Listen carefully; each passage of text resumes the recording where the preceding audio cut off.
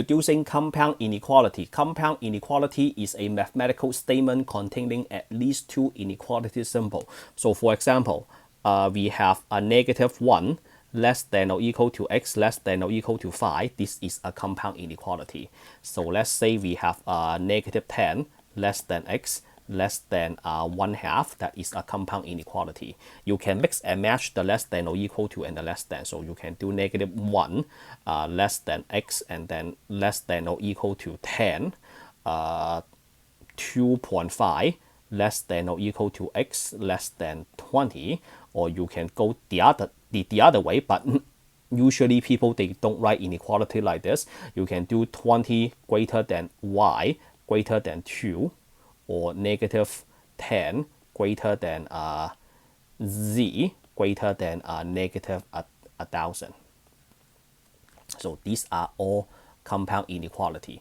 So for compound inequality, there is another way to write a compound inequality. You can do this: -1 is less than 0, less than 1, less than 2, less than 5, so on and so forth. So you can write a list of number and then use an inequality symbol to link them. So as long as you have at least two inequality symbols, we call that a compound inequality. So the next step that I would like to do is I would like to write the inequality out based on that statement, and then graph that on the number line, and then draw the inequality using interval notation. So the first one is x between -9 and 6, including -9 and 6. So this will be including -9, including 6, and then between them. So this is a between. That will be the number line, and then the interval. So that is a -9 less than or equal to x less than or equal to 6. That's the inequality. And then the interval, so is -9, 6 square bracket on both because we use an equal. And then the next one is not including those two numbers, so no 0, no 7, then you use an open circle. So this one is x between 0 and 7. The interval, parenthesis, 0, comma 7. All right, the next one including -2, but excluding 8. Exclude means do not include. So do not include 8, but you include -2. Then between them, so that's the number line, -2 less than or equal to x less than 8, no equal. And then the interval, so that is from -2 to 8, parenthesis.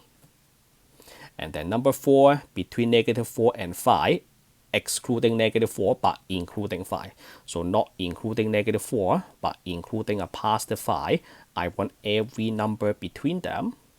The interval is -4 to 5, and then the compound inequality is -4 parenthesis, no equal, x, and then less than or equal to 5. So that's how we do this. And then before we move on to solving compound inequality, I would like to go over the properties of addition, subtraction, multiplication, and division. So properties of addition, subtraction, multiplication, and division. We have to start with a simple inequality, a compound inequality. So let's say -5 is less than 0, is less than 7. This is true, right? This inequality is true. So let's say we add 1 on each side. Is the inequality still true? So we add 1 on each side. So -5 plus 1, 0 plus 1, 7 plus 1. So this is still true. What if I subtract a quantity on each side? So start with the given inequality. I would like to subtract 2 on each side. So -5 minus 2, 0 minus 2, 7 minus 2. So that is still true. How about multiply? So we have -5. Let's use another color. -5, and then 0, and then 7. So let's multiply a positive, and then we try a negative. So let's multiply each side by +2. -5 times 2, 0 times 2, 7 times 2. So this is true. How about multiply a negative? -5, 0, and 7. So let's multiply a -2. So we can make the numbers easy. Negative 5 times negative 2, so that will be a positive 10. 0 times negative 2, and then 7 times negative 2. How do you write the symbol? Is this correct? Is this still correct? The answer is no. How can you have a 0 greater than 10? How can you have a negative greater than positive? So this is incorrect.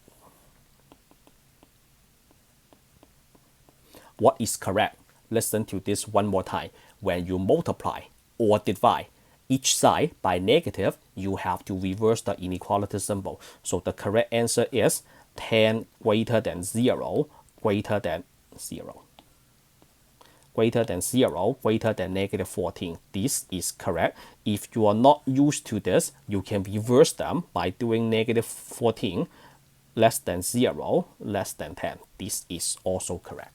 All right, after you are done, read what you wrote. You cannot have a negative greater than a positive.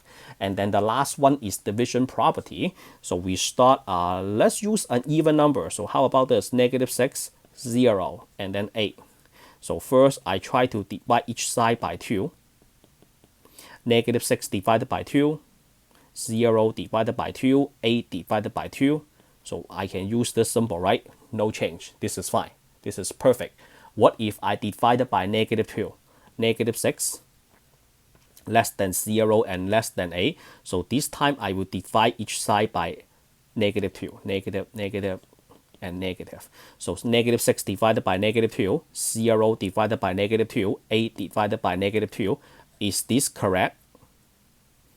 Is this correct? The answer is no. You cannot have a positive greater than a negative. So this is incorrect.